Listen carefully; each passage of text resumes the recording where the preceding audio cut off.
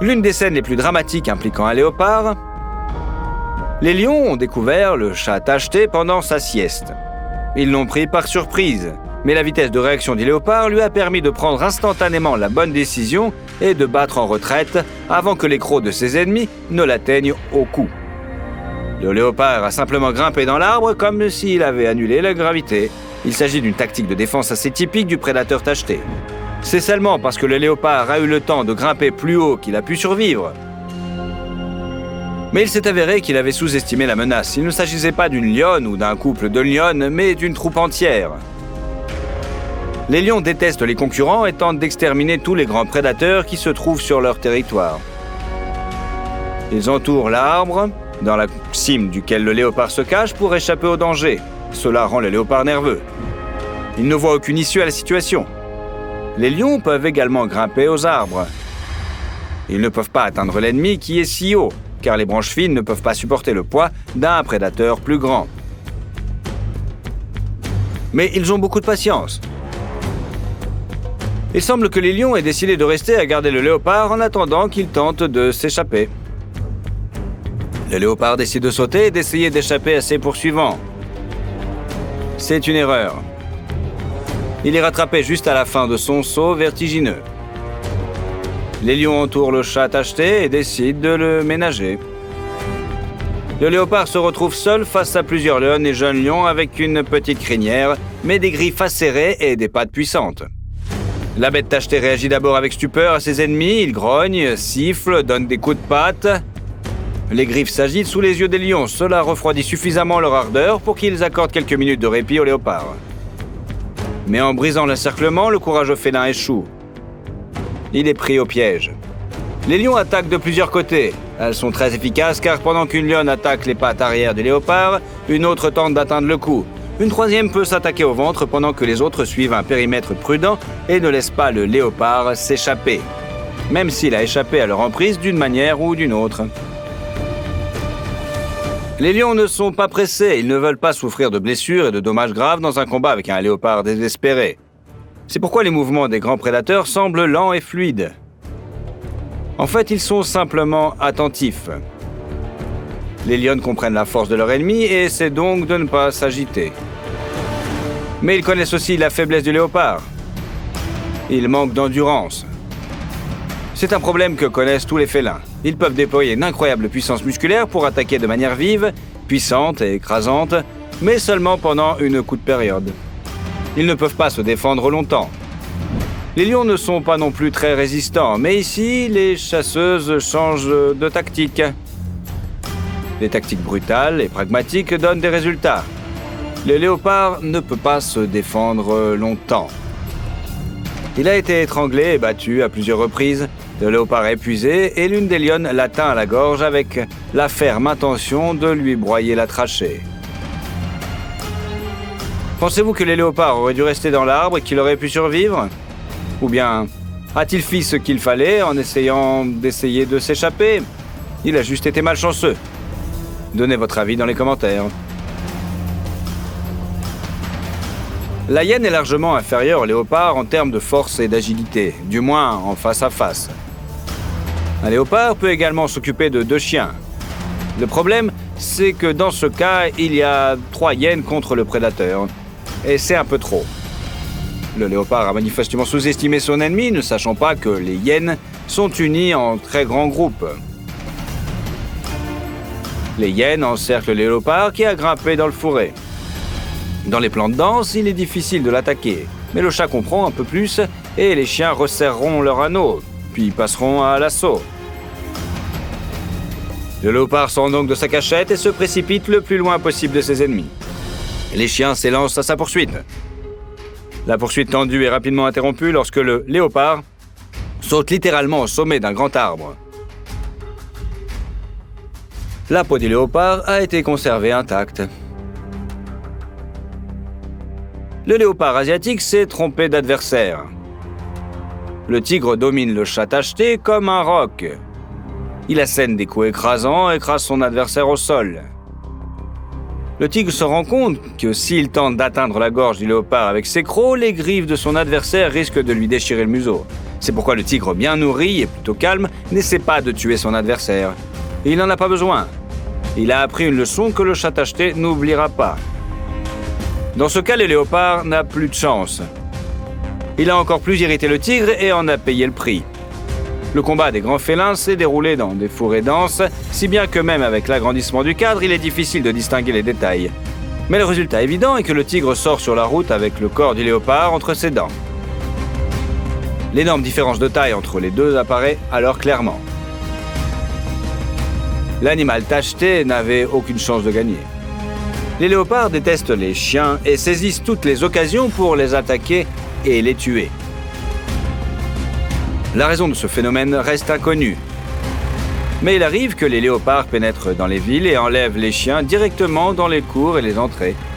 En général, un léopard n'a aucun problème avec un chien, même de grande taille. Mais ce berger allemand a manifestement suivi un cours d'autodéfense. Elle a donné une réponse inattendue à son adversaire.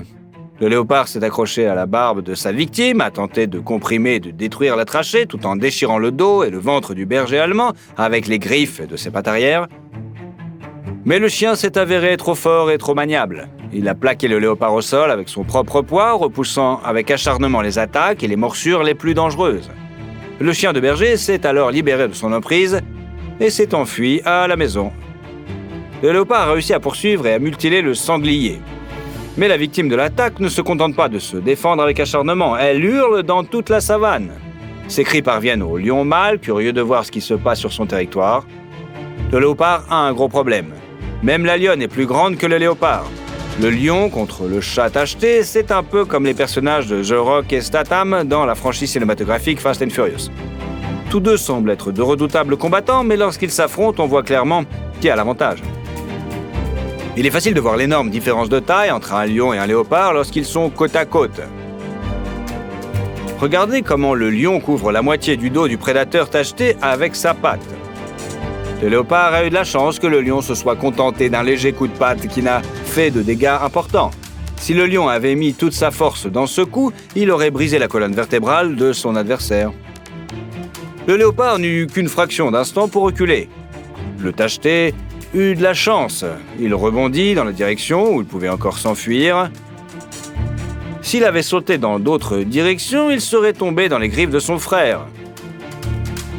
Oui, les lions sont non seulement incroyablement forts, mais ils viennent parfois en groupe. Mais le léopard a eu de la chance. Les deux mâles ont été distraits par le sanglier, ce qui a permis au chat tacheté de s'échapper. Il est resté sur sa faim, mais au moins, il n'a pas été blessé. Si vous pensez qu'il s'agit d'un cas unique, vous vous trompez. Les léopards ont la réputation d'être des prédateurs assoiffés de sang. Mais en réalité, ils ont juste besoin d'agir avec certitude avant que des concurrents ne viennent leur prendre leur repas durement gagné. Le léopard tente d'atteindre la gorge du sanglier et de le bâillonner, mais il n'y parvient pas à temps. Le chasseur tacheté est trop concentré sur sa proie et sous-estime la menace en chassant sur le territoire d'un autre. Il pense probablement qu'il peut repérer à temps un énorme lion, mais c'est une erreur. Il s'avère qu'un lion peut se faufiler sans se faire remarquer, malgré son immense crinière. Le lion fait plusieurs sauts et rattrape le léopard. Le puissant mâle est suivi par son frère. Il n'a qu'une seconde de retard. Le léopard prend la seule bonne décision, il leur laisse le sanglier durement gagné et s'enfuit à la vitesse de l'éclair. Le léopard n'essaie même pas de défendre sa proie. Il a la chance de rester en vie, mais il ne doit pas continuer à chasser sur le territoire de ces géants. Et les lions tuent facilement le sanglier qui a reçu un copieux repas sans faire le moindre effort. Le léopard remarque un hippopotame immobile dans le marais, presque jusqu'aux oreilles. Le chat sauvage chasse souvent dans cette zone, tirant de la boue visqueuse les poissons des autres animaux sauvages qui ont perdu leur mobilité. Mais le léopard avait sous-estimé ce géant. L'hippopotame n'est pas coincé, il se repose. L'énorme bête sort facilement du marais et montre au léopard qu'il n'est pas content d'avoir un tel invité. Est-ce de la bravoure ou de la stupidité que d'essayer d'attraper la proie d'un crocodile ? Au moins le léopard a survécu. On peut donc dire qu'il est courageux. Mais ce n'est toujours pas une idée brillante. Je suppose que le léopard ne se rend pas compte à qui il a affaire. La force de morsure d'un crocodile est bien plus grande que celle d'un lion. De plus, le crocodile peut tourner sur son axe à une vitesse incroyable. Lorsqu'il saisit le membre d'un autre et qu'il fait une telle chose, fracturer et détruire les articulations est la chose la plus facile à faire pour un ennemi reptilien. Le léopard attaque mais parvient à esquiver le lancer du crocodile.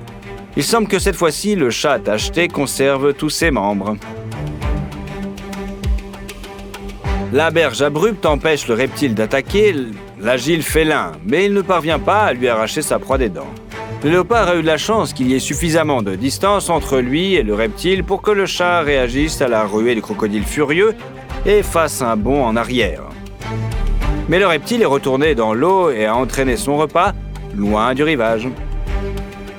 Le léopard ne s'est pas battu contre un ennemi plus grand et plus féroce sur son territoire. Quel incident où un léopard s'est fait rembarrer froidement par un ennemi vous a le plus frappé? Dites-le dans les commentaires et n'oubliez pas de vous abonner à notre chaîne. Nous vous verrons plus souvent.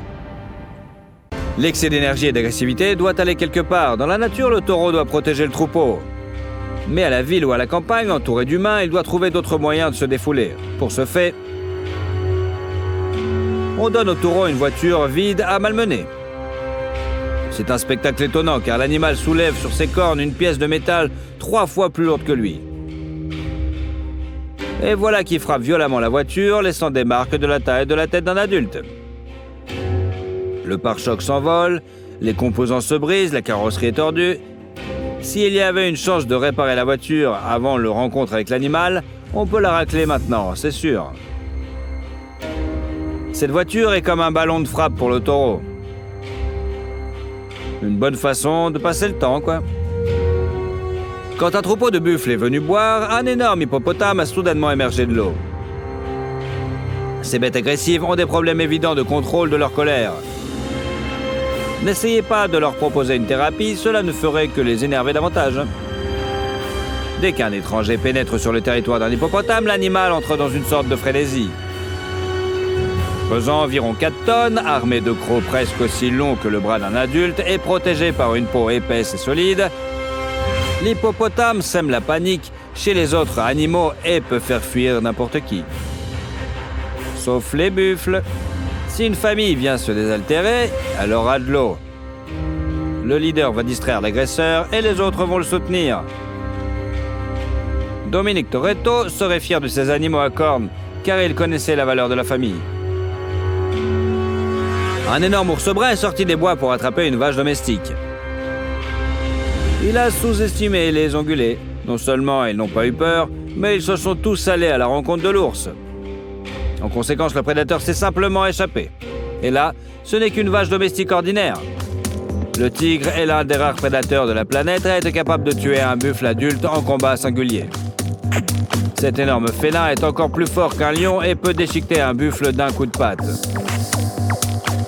Pendant l'attaque, il exécute une contraction très inventive. Il se jette sur le cou et fait une culbute dans l'air. Ça, c'est de l'acrobatie. Le but est de faire tomber le buffle malgré son double avantage de poids. Le plan a réussi, le tigre s'est accroché à la victime et a déjà atteint la gorge.